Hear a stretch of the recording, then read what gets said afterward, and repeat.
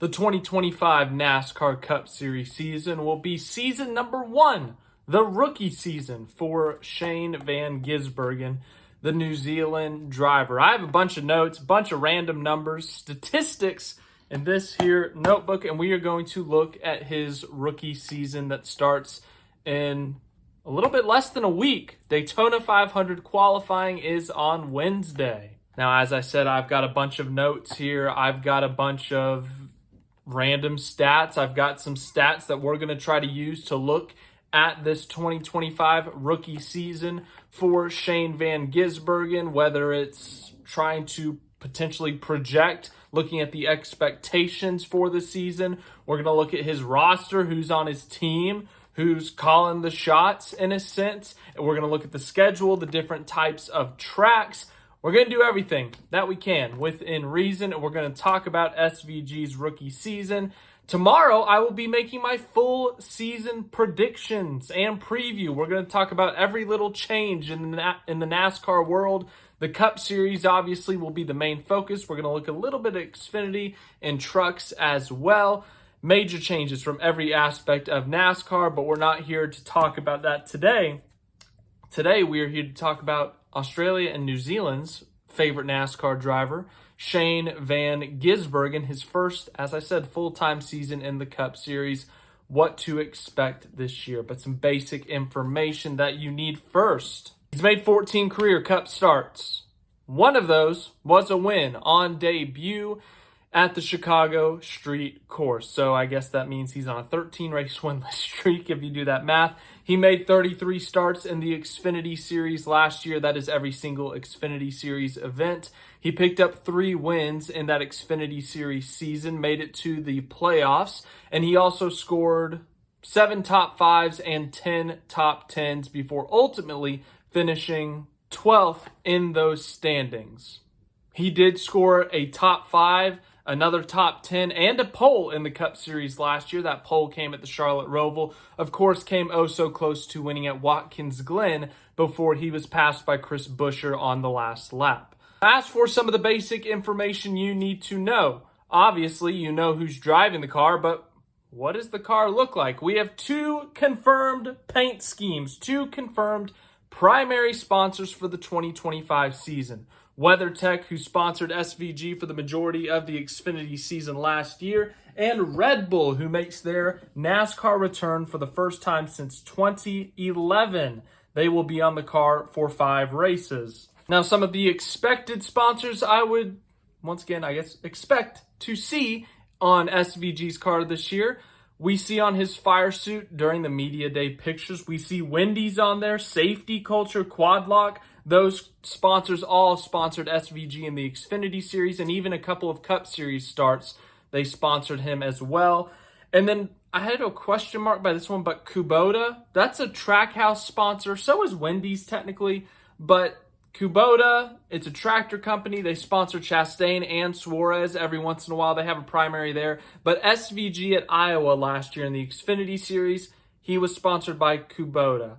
And we could see other Trackhouse sponsors sponsor the 88 this year. And that's another big thing. We're talking about the sponsors, the look of the car. What number are you going to look for this year? It's the 88. Now, SVG in NASCAR, he's actually had a different number in every single car he's been in. He started out at Trackhouse in the 91. Then he drove a number 41 truck. Then he went to the Xfinity Series and drove the number 97. And then he did some Cup Series starts in the 16. He did some Cup Series starts in the number 13. He did, well, I think that's it. Correct me if I'm wrong. And then this year he'll be in the Cup Series in the number 88. And actually he'll make a few starts in the Xfinity Series and the Junior Motorsports number 9. So now you know what the car is going to look like for some of the races. We don't have all the paint schemes yet, but they will come out in due time. I will update you on that. But we know what the number is. We know what the colors are. We know some of the sponsors. But what about the team itself? Who's the crew chief for this car? Well, last year, Shane van Gisbergen, for the first 2/3 of the season, had Bruce Schlicker as the pit crew, or as the crew chief for the number 97 car before he left at the end of August. He was replaced by Kevin Walter, and Yeah, I mean, a midseason crew chief switch for a rookie is kind of tough, no matter who you are. And now SVG is going to have a new crew chief, Steven Duran. Now, Duran, this is only going to be his second full-time season as a Cup Series crew chief. Last season, he was the crew chief for Zane Smith when Zane Smith was at Spire. He's also had 2 starts as a crew chief with Kevin Harvick, the future Hall of Famer. Now, in those 38 Cup Series starts, Duran has 2 top 5s and 5 top 10s. Now, you may look at those numbers and you may not be mightily impressed, but Spire Motorsports is a team that is on the rise. They are still, as of today, they are still kind of a mid-pack car or team, but as I said, they are on the rise. It was a rough start for Zane Smith and Steven Duran in the 71 team last year, but the second half, they were much more consistent. Once they got their feet under them, they started to have more consistent, as I said, results, better results, a couple more top 10s. And they were better at the majority of tracks. They didn't really have one single type of track that they excelled at. So now you know the crew chief. What about the rest of the team? The pit crew, the road crew, the engineers? Heck, let's talk about the hauler driver too. Here is the roster for Shane van Gisbergen's number 88 crew for the 2025 season, which of course can change if Trackhouse deems it necessary. The front tire changer for the number 88 team is Ryan Mulder. He is a pit crew member. As I said, he is going to change the front tire on the pit stops. One of the engineers is Troy Davis. He will be on the road crew. At least he has listed that for Daytona. This is the Daytona entry list. The entry list or the rosters can change week to week based on who they bring. But one thing is mostly consistent, and that's the pit crew. If there are any changes to that, there will be a press release with that. Steven Gonzalez is a mechanic. Trevor Adams is an interior specialist. Todd Cable is one of the hauler drivers. Those are a few of the road guys. And then going back to the pit crew, we have Aslan, apologies if I pronounced that wrong. Pugh, he is the jack man. He will jack up the car on both sides during the pit stops. Some other road crew guys include Nick DeFazio. He is the car chief, and that is kind of the guy who makes the technical decisions on the car, some of the bigger changes. That is actually a very big position in NASCAR. The tire technician is Austin Greco. Another engineer is Chase Eliason. Jeremy Kimbrough is one of the tire carriers. I guess I should say the tire carrier. The fueler will be Evan Marshall. The tuner is John Phillips. The spotter, the eyes in the sky, will be Josh Williams. And then the rear tire changer will be John Patrick Keeley on the pits. And then Jake Zierhofer will be a truck driver. So that is the roster. That is the team for the number 88 car this season. As I said, some of these things change and there will be press releases with pit crews and stuff like that. We see teams swap pit crews all the time. Not like a trade, it's always in-house. So like maybe they want to test out the 99 pit crew on the 88 team. They'll flip pit crews, something like that. But we won't see that anytime soon because it's so early in the season. It's their first season together. We won't see any drastic changes right now. So now, we know who the driver is. We know what number the car is. Heck, we know what the car is going to look like at times. And we know who's working on the car. We know who's calling the shots on the car. So let's get into the season itself. Let's talk about 2025 NASCAR. Let's break down the schedule. We've already completed one race, and it was a non-points race. Still fun. Still exciting. Still time to learn for Shane van Gisbergen. And that was a non-points event. There's one other non-points event, and that will be in May. It will be at North Wilkesboro, a short track, and that is the All-Star Race. Once again, no points involved in that race. The winner of the race gets $1 million American dollars. Outside of that, you get a bunch of nothing. So, win or bust. As for every other race, yeah, there's points involved. Trying to fight for a playoff spot, that is involved. 26 regular season races with the cutoff being at Daytona in August. The playoffs kick off with the Southern 500 at Darlington. 10 races to decide the champion. Every 3 races, 4 drivers will be eliminated. Then there will be a championship for the final 4 drivers will be at Phoenix. Highest finisher gets the cup. So you now know that there are 36 points races on the schedule. So let's actually break down the schedule itself into the types of tracks.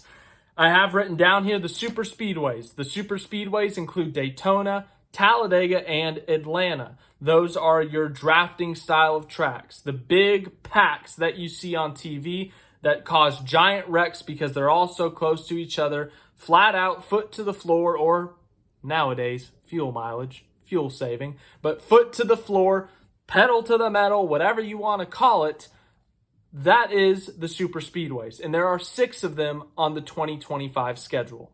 And then we got the road courses. Yes, this will more than likely be the Shane van Gisbergen special. There are 6 road courses on the schedule, including 5 during the regular season with a playoff spot on the line. Then the majority of the schedule consists of intermediate racetracks. That is your 1.5-mile tracks, your 2-mile tracks, even a couple, well, we'll talk about that later. But the intermediate tracks consist of Texas Motor Speedway, Charlotte Motor Speedway, Las Vegas, Michigan, the cookie cutter racetracks. And then we have 6 short tracks that consist of Martinsville, Richmond, Bristol, Iowa, heavy braking, bumping, beating, banging, and whatever you have to do, bump and runs, stuff like that. Typical NASCAR short track stuff. And then we have these last 2 categories because as a longtime NASCAR fan, I have never truly known where to put these. I put that we have 3 hybrid races, and that is Phoenix and New Hampshire, where they race like a short track, but in length, they are closer to an intermediate track. These are 2 tracks that are just slightly over 1 mile in length, but once again, they're flat, they're heavy braking. It's similar to a short track, but the length itself makes it kind of more of an intermediate. So I listed that as a hybrid. There are 3 of those.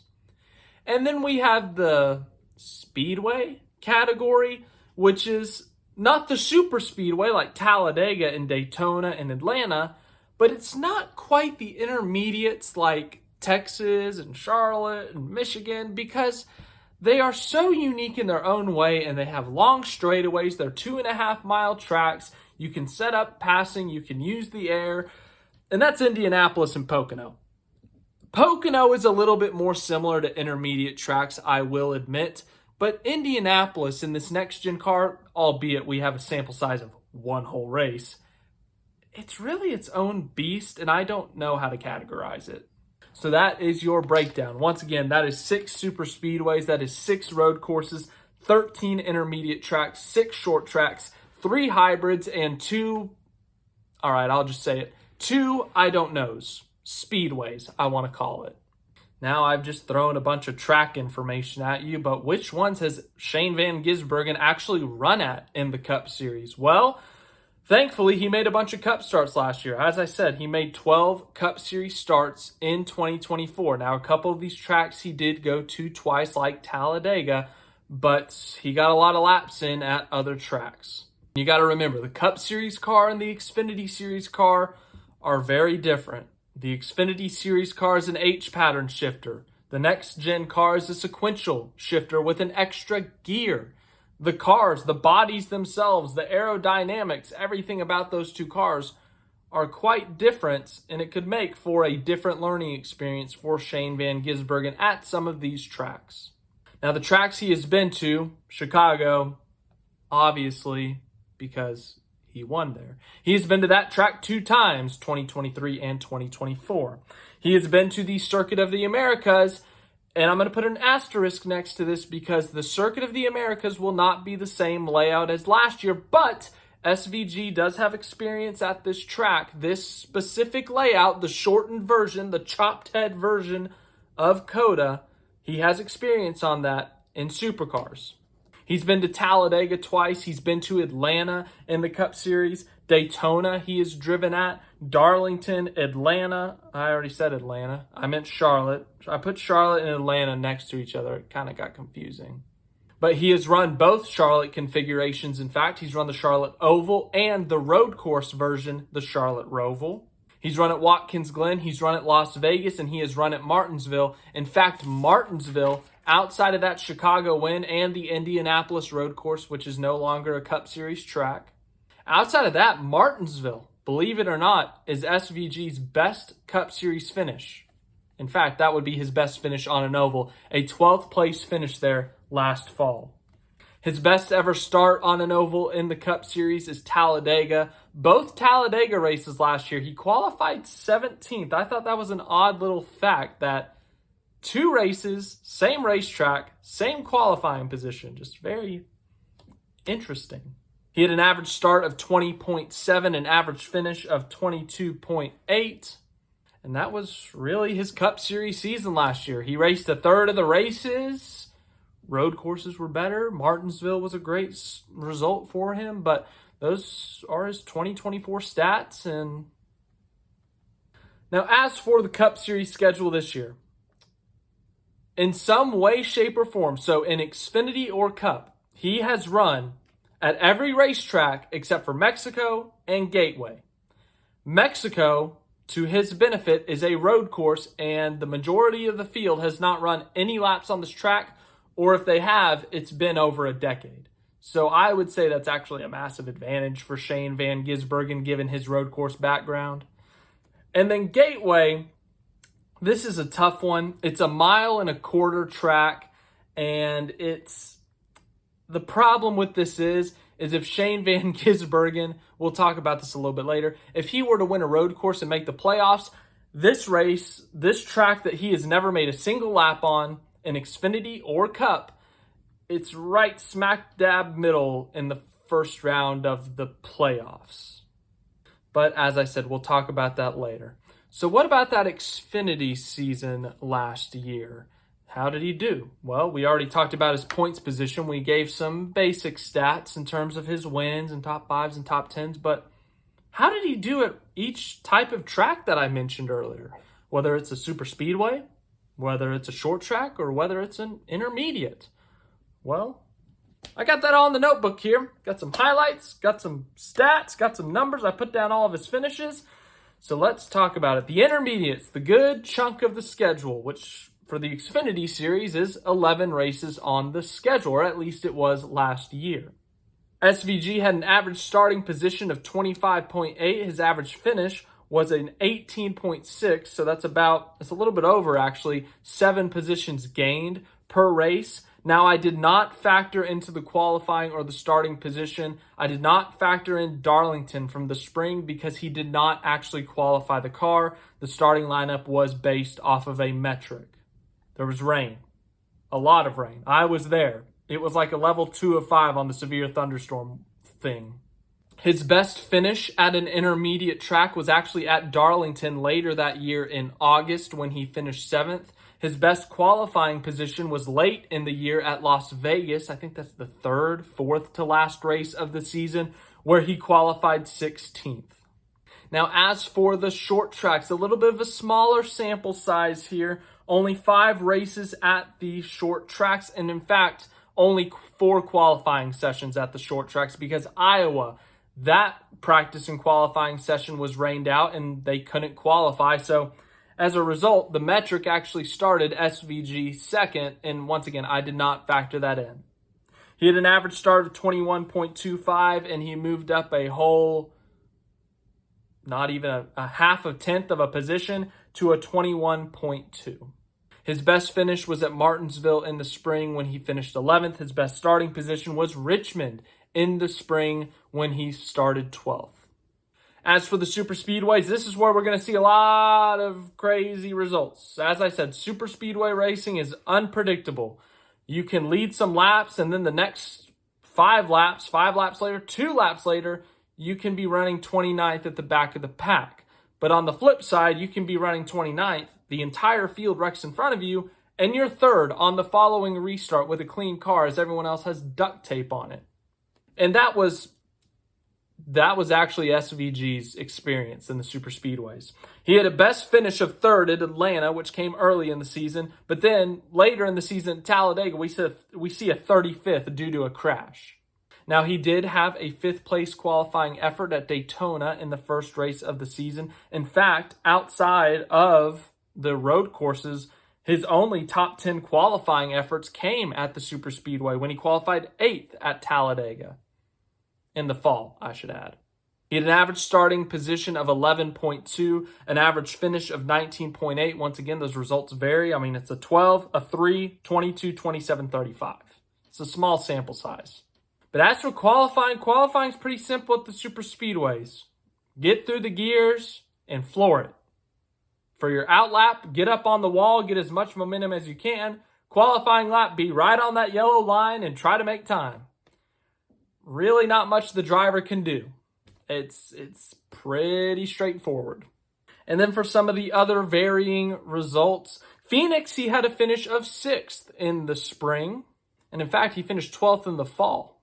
So an average finish of 9th at Phoenix in 2 races there.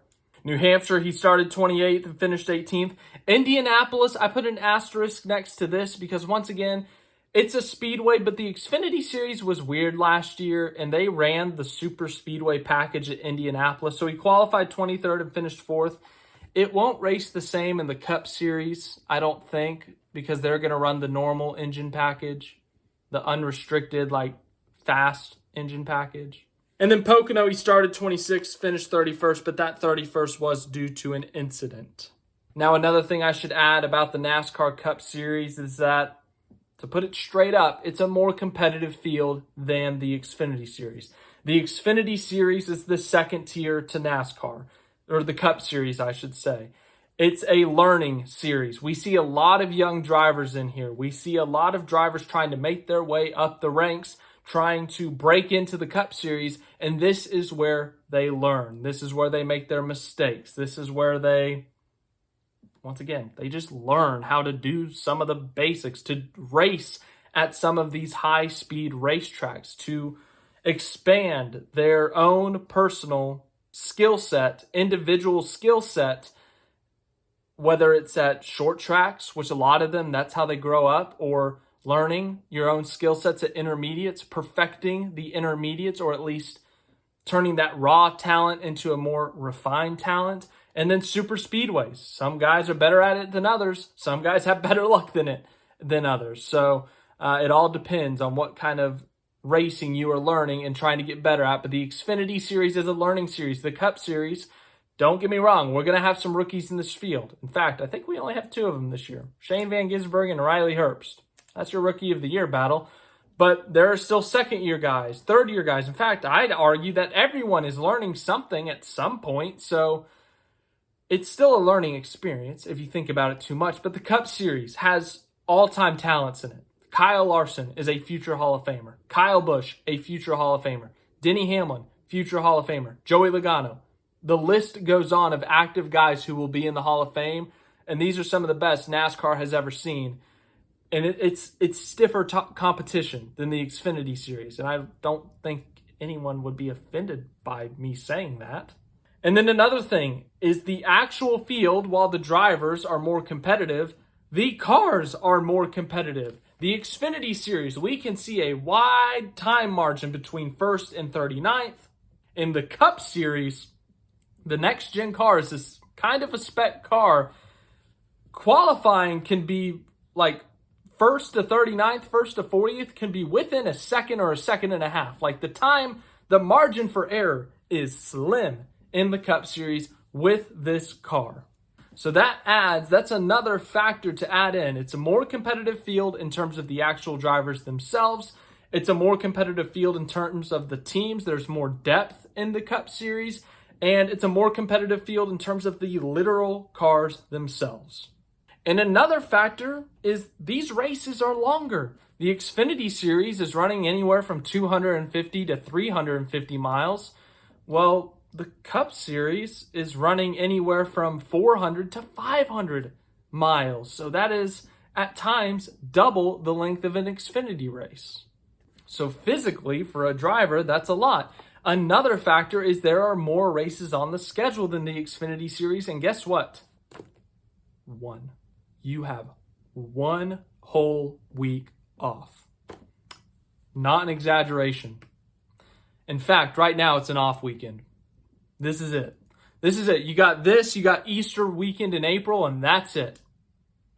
No other off weeks the rest of the NASCAR season.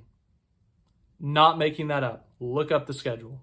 So less off time, no Olympic break like last year, no random 2-week gap like Xfinity last year. You're grinding for the majority of the calendar year. It's physically demanding, mentally, emotionally, it's a lot more this year. Now let's look at some expectations. Let's look at some odds. Caesar Sportsbook, MGM. Those are the only apps I have.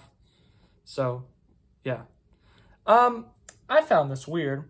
Championship odds for Shane van Gisbergen. Caesar says 55-1. MGM says 125-1. It's a big difference there. MGM says 20-1 for SVG to finish in the top 4 of the points. If you're looking at his win total, they have his over-under win total at 1.5 wins. So if SVG ends up getting 0 or 1 wins this year, that would be under. If he gets 2 or more, if he gets 2, 3, 4, 36, however many he gets, that's over. The over is slightly favored. It's minus 125 versus the under's minus 105. So now you have all that information. You know the car he's going to drive. You know the team, some of the paint schemes, the number, some of the basic statistics, some of the basic information. What kind of tracks are we running at? So let's talk about how this season could go. Some of the expectations, some of the realistic expectations for Shane van Gisbergen. And just straight off the bat, yes, Shane van Gisbergen will more than likely win a road course this season. In fact, 5 of the 6 of them are in the regular season, and that should heavily favor Shane van Gisbergen for making the playoffs. Guys, he can win a race, and he's in the playoffs. I'm serious. If he wins at COTA in, 4 weeks? I think it's 4 weeks from COTA. If he wins at COTA in 4 weeks and finishes dead last every other race, he's in the playoffs. I'm not making that up. That's all it takes. One single win. It doesn't even have to be a road course, but as I said, we're being realistic here. Those 5 regular season road courses of COTA, Chicago, Mexico, Sonoma, and Watkins Glen, those 5 races need to be circled, and I'm sure they already are for that 88 team because those are his best chances of winning. In fact, he will be at worst top 3 in the odds if I had to guess for every single one of those races. And with a new road course on the schedule that not a lot of people have run, I would expect SVG to excel there.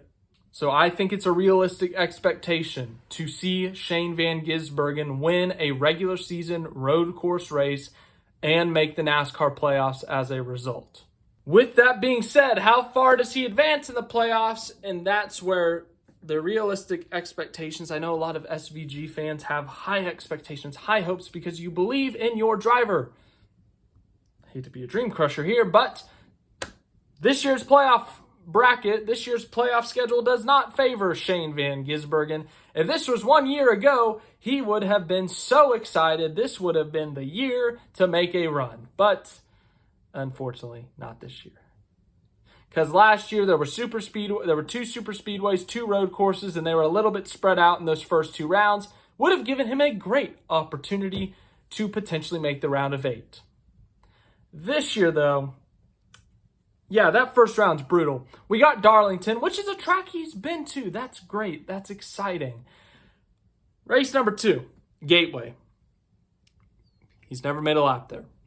And if we look at tracks that he had never made a lap at last year, it went about this way in the Xfinity Series. He'd qualify 25th to 30th, run there for the first stage. Stage 2, he'd be up in the top 25, running 20th to 25th. Then by the 3rd stage, he'd have it figured out and he'd finish top 20 or even top 15. The Cup Series, longer stages, longer races. There's the risk of getting lapped in that first stage. These aren't 30, 40 lap stages like Xfinity. Some of these stages are 80 or 90 laps, and we see 10 to 15 cars get put a lap down if there are no cautions. So there's a chance that Shane van Gisbergen on some of these ovals, if it takes him a little bit to get up to speed, he could go a lap down early, and that kills any chance at stage points, and then he's got to get the wave around, and then he's got to come from the back of the field, and you get my point. So with having a race at a track that he has never been at, race number 2, that could potentially put him in a must-win situation at Bristol, but thankfully there is a spring Bristol race, so he will have some laps, but realistic expectations this year coming from me, I would say a win or 2 or 3 at the road courses. Sweeping the road courses, that's a tough ask. That's a lot. But if he can win 2 or 3, get a lot of playoff points, have a good Darlington race, Gateway, I don't know. Bristol, have a decent race there. Maybe he could get out of that first round. He could prove me wrong. But as I said, last year's schedule would have been much preferable for Shane van Gisbergen, but this year's is a little bit tougher on him. So in conclusion, you know everything now. You know who's driving the car, obviously. You read the title of the video. You know what car number he is going to be. You know what some of the paint schemes are going to look like. You know who's calling the shots. You know who's working on the car. You know what the schedule looks like. You know the breakdown of the schedule and the types of tracks. And you know the expectations, or at least my expectations. Let me know what your expectations are. What do you think Shane van Gisbergen will do in his rookie season in the NASCAR Cup Series?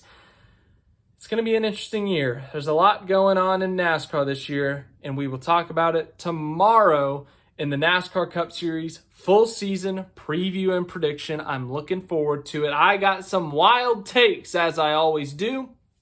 Come November, we'll come back and laugh at me, as we always do. If you want to join our fantasy league, I will put that in the description. You can go join our fantasy NASCAR league. It's free. It's for fun. We enjoy having fun on this channel, so feel free to join. But thank you for watching this video. As I said, we'll be back tomorrow with the full season breakdown for the NASCAR Cup Series. See my playoff predictions, championship pick. I want to hear yours, so make sure to put that in the comments tomorrow.